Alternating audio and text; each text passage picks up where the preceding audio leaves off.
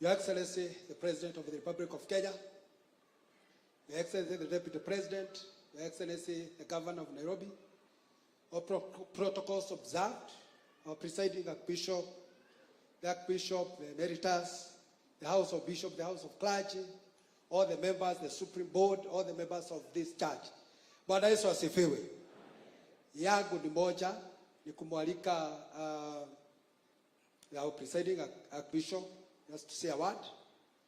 But mesikia mama amekuomba kutana na kina mama. Your Excellency, the House of Bishop, when you are with you, you said that you want these bishops to come and have tea with you. They have been requesting the presiding, paka nimewaambia saa hii, msimsumbue tena. Your Excellency, the Deputy President, you also promised the same. So tukitoka kwako utupeleke kwa mkubwa. Sio mimi ni hawa. Your Excellency, sio mimi ni hawa. Na si wengi. They are only 100 plus their wives plus the Supreme. It's like 300. Hiyo huwezi kosa. Nikiwa nyumbani niko na buzi, kuna zingine nilikuletea na si vizuri kusema nilikuletea. Niko na zingine nilibakisha nitakuletea wewe uachijie. Hiyo ingine utajua vile utafanya na wao. Your Excellency, this is our cathedral. Tuko na kaproti kadogo sana hapa. And Your Excellency, we have written to you. Kako hapa, hii ni shule. Tunataka ku-expand this school. Your Excellency, tumekuja kwako. Tumekuja kwa Deputy President, na tumekuomba. It is still here. Just hata ukisimama unaweza iona ni hapa tu. Your Excellency, imeshikana tu. Your one word kusema tumepewa, hakuna kitu kingine tutahitaji kama kanisa hili la Aipca. Otherwise hiyo ingine, we want to say that we love you, dearly. We love you so much, our deputy.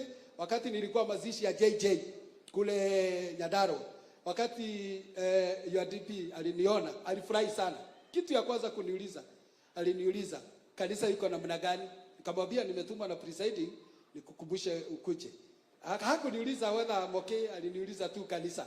Thank you for the love of this church. May God bless you. I want to invite the presiding Archbishop ili akuje aongee pamoja nasi na tutabarikiwa. Asante.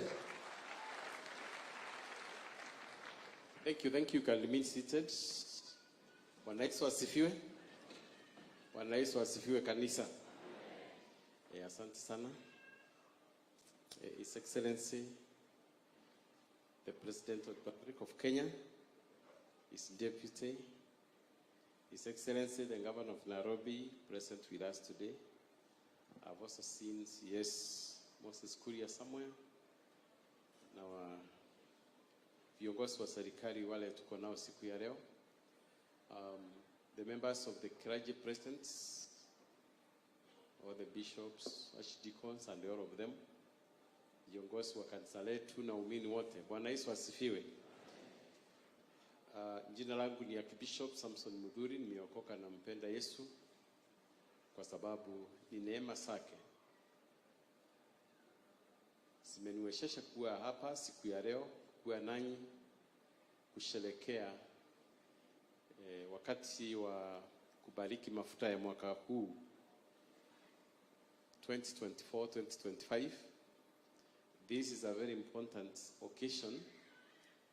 Every Easter we assemble somewhere so that we can remember the time Jesus Christ gave up his life for the purpose of saving ours.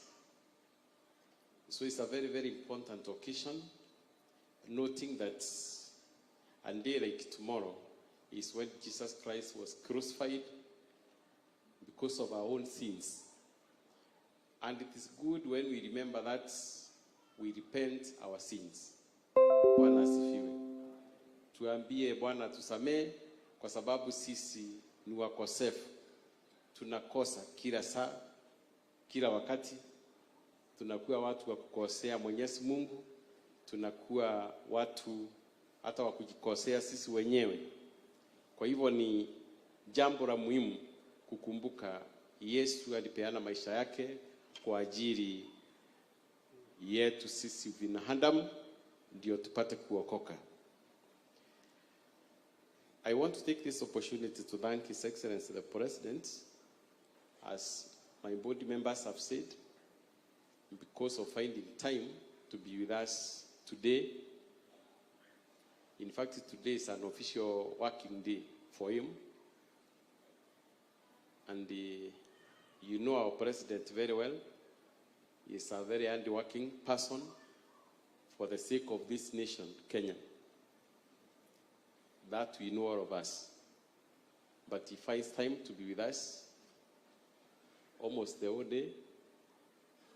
A short while ago, we were with him and his deputy again at Kasarani. We are not taking it for granted. We are very grateful, sir. Na Mungu akubariki sana. I also want to tell you that the initiative that you started to unite this church is perfectly on course. We are moving on very well, even after the elections that we concluded. The testimonies of my colleagues, Archbishop Wang'Ombe and Archbishop Jogona, can tell you everything is on course. We are moving on very well. And we can assure you, God willing, this church will never again divide. Bwana asifiwe. Even as we continue praying for this church, we should also continue to remember our nation, Kenya, and its leadership, so that Lord will give them the wisdom to steer this country of ours to a great height. Because I can see, and we believe that the direction His Excellency the President and his government is taking this country is in the right direction, and we are going to move far. We pray for them to have good health na mipango yao yote ifanikishwe na Mwenyezi Mungu, ndio nchi yetu iweze kuendelea mbele. I had a very short speech here that I wanted to read for the purpose of this Easter holiday. I don't know whether I will see how I will cut it short, because I don't want to take a lot of time. But let me try and go through it. Your Excellency, the President of the Republic of Kenya, the Deputy President of the Republic of Kenya, the members of your government who are present with us, the Sapuri Board, the Kiraji who are present with us, and my fellow brothers and sisters in Christ. We are observing this day with a lot of thanksgiving because of the Lord having granted us this opportunity to attend our Holy Week this year, 2024, with peace of mind and a good health.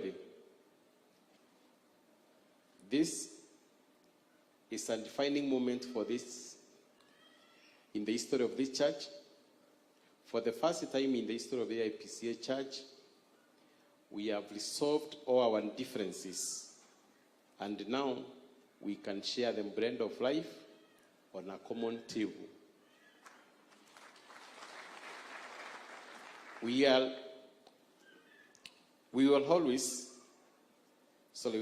shall always stand undivided and unbreakable, and above all, we shall never compromise the Holy Scriptures, in which our compass to a life's journey to eternity is based.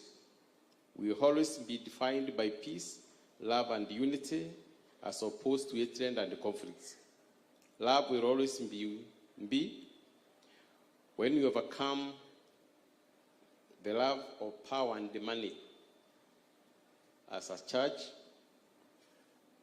that's the only time the church can remain united. And I pray that all of us will cherish that virtue, that we are here to serve the house of Christ, not necessarily for power or for money.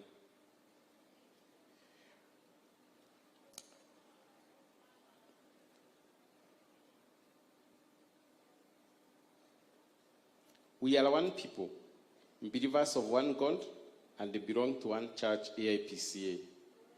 Hence, the culmination of our unity, peace, and the action-oriented approach in the consecration of this year's oil, which has been held at the Aipca, but glory be to God, for he has taken his hand and the grace for us to reach that far.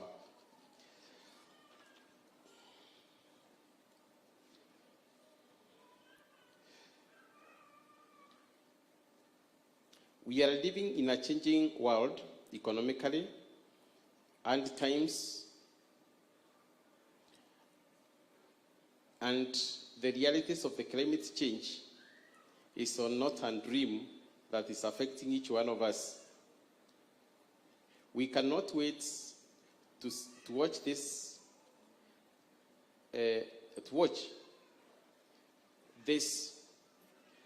destroy our lives. So therefore, I will say that we need to stand against all the activities that bring economic catastrophes to us,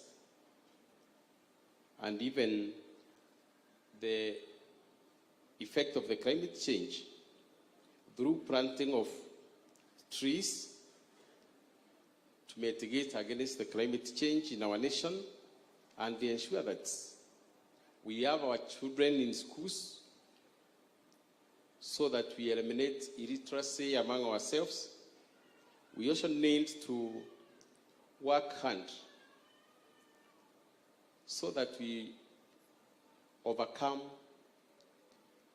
the economic challenges that most of us are facing at the moment. We are grateful to our government, through His Excellency the President, William Ruto, for unwavering support to this church. He has supported us in so many areas, construction of our churches, and even recently. And even as I stand here, I cannot tell you that the Kamulu Theological College, within the shortest time possible, it will become a reality through His support. Mine is only to encourage, especially the members of the Priest Council, to take advantage of that courage. You sharpen your skills and your ability to lead the institutions that you have been given to lead. It is important that you understand that without proper skills, the work that you are doing becomes very difficult. Simply because you don't have the necessary skills to go around it. It's just like a mechanic who wants to mend a machine without the necessary tools that are required for that purpose. It is the same challenge that you will face when you want to deal with an activity that doesn't have proper skills for dealing with it.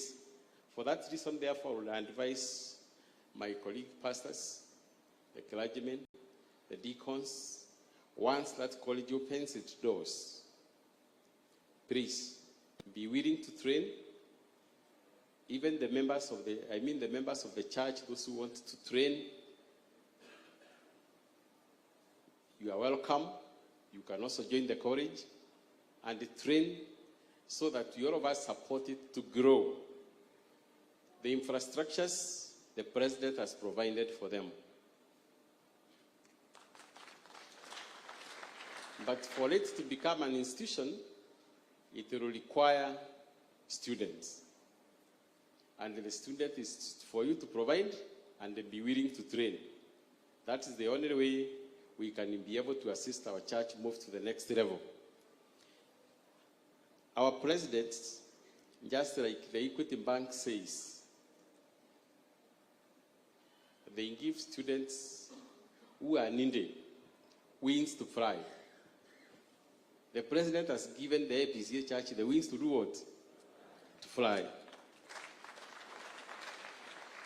And I can assure you, Your Excellency, the next time, within the next 1-2 years, you will find this church flying. They have great dreams. That is why they are telling you, they are even imagining some of them are coming to Parliament through your help. I have heard that she already say that. I would like to see them in the Parliament. Those are more wings to fly. Bwana asifiwe. And I know what we shall ask of our president. He will grant us because he loves us. The church is moving in the right direction, and it will move far. The only areas that I will request our members to stand against the people who attempt to divide this church,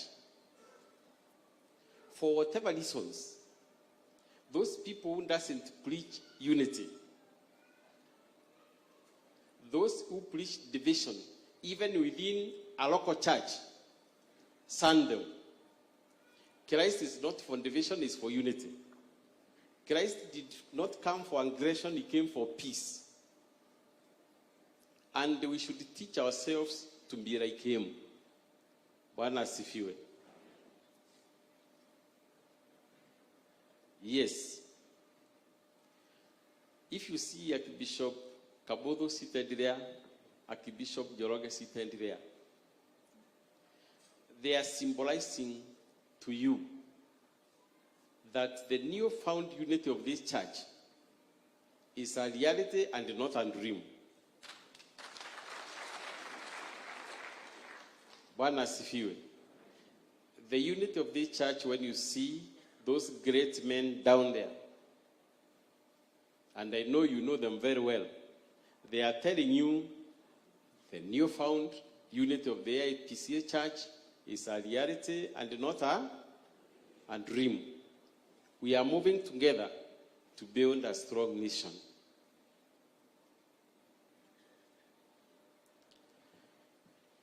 I will also mention this.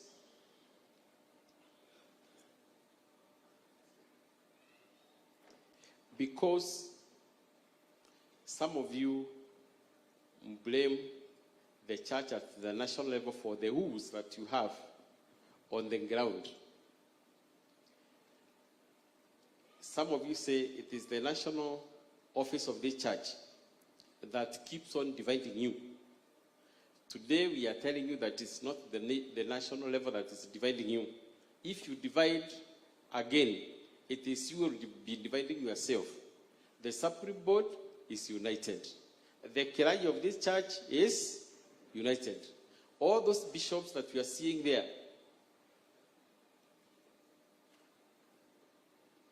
this is the third time they had olive oil together. All the other years, each group had its own olive oil celebrations at different venues. But today you can see the 90 of them are seated there to celebrate together, to support the unity of this church. We members don't put our wedge against the bishops or the members of the clergy. Something else I can report to you, His Excellency the President. Our church is planned it is now in the United Nations. And I think the pastor who is serving the church in the Washington State, Kalanja, is with us. I don't know where he is. Kalanja, are you with us today? That pastor who is standing on that side, he is the one who is pastoring our church in America. Through the Europe, or the department that was assigned to Archbishop Wang'Ombe, mission and evangelism, we are intending to take this church to the other nations. You have also told us, and we are very keen on that, Your Excellency, that it should also be able to spread in this country beyond the boundaries of Mount Kenya. You heard one of our bishops is from Narok County. He is there. He read the Bible in Kimasai. We are very grateful, and he is doing very well in Narok. So we are spreading out as per your advice. There is another one who said, even next to him, by the way, birds of the same feathers flock together. Moiro. Moiro is from Saburu. Bishop Moiro is from Saburu, and he is also doing very well on that head. So the church is spreading out as you advised us. We want it to cover the entire country, and we are able to move and preach the word of God together. We have another very serious department we also created, and I mentioned to you when we were at Kasarani. It is headed by my other colleague, David Jogona, on training and education. It's a department that also want to use to ensure that the leadership of this church understands properly what leadership is all about. Because at times I find as if some of us, we miss the point. Where we are supposed to go, we miss it. And sometimes we miss it because of ignorance. Through that department, Archbishop, I would like you to see to it. The way this church is being managed, it is managed professionally. One as if you. We shall manage this institution professionally, and that is what will remove the rankles that we always experience in this church. Because some people interferes with the law of another person unknowingly, without knowing whether you are making a mistake by interfering with somebody else's law. Kwa hivyo, I would emphasize that the Archbishop undertakes proper training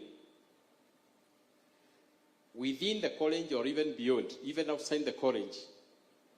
Within your churches, you move around and ensure that the leadership of this church is properly equipped to run this church. And I know it will grow and become a big institution. I think without taking a lot of time for His Excellency the President, because I know he's very busy, I will end my speech there, praying for God's blessings upon all of you. Mungu amuonekanie mwaka huu, yale mafuta ikikaribia kwenu, and those who have an opportunity kupakwa siku ya leo kabla hujaenda nyumbani, Mungu akambariki. The holy oil becomes some blessing to you. The holy water becomes some blessings to you. My only prayer is that you maintain peace and the harmony within your churches, and God will continue to bless you. Thanks, and be blessed. At this